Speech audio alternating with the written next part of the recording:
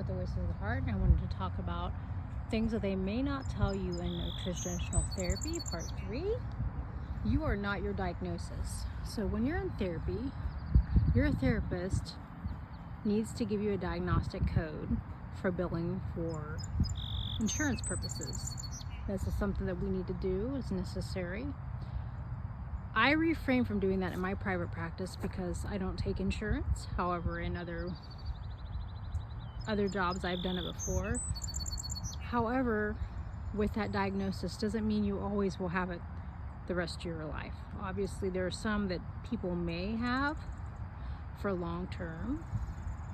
However, you're not that diagnosis, and sometimes you can be misdiagnosed.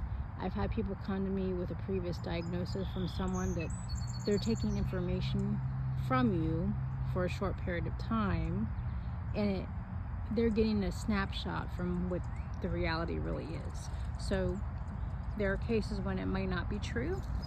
So to look for that. So when you are in therapy, either online, on a platform on there, or going in office therapy, you will be given a diagnosis so that you can be billed. So it's very cut and dry, but a lot of people don't realize that. And when they see their bill, they see a diagnosis and don't understand it, you have every right to ask your therapist why they thought that that diagnosis was for you. And if they're a good therapist, they'll be able to explain that to you in ways that you can understand. Now, moving on with that, even if you do have a diagnosis, that does not give anyone the right to behave a certain way. For example, I've heard people say, because I have this, I can do this, this, and this. No, that's a conditioned response, and you're using that as a power to treat people a certain way, even yourself. Just like people with depression, anxiety say, well, I have this diagnosis, so I have a right to do this. Well, you can choose to do certain things like feel what you're feeling and acknowledge it. But even if you feel bad, that doesn't give you a right to hurt others. Even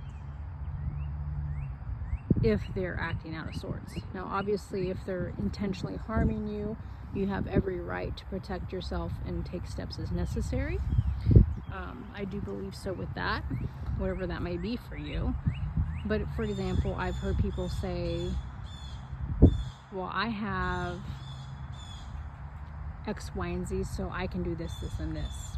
No, that's no excuse, and it never will be. Even if you have, say, let's say ADHD, and maybe you're a little impulsive or hyperactive.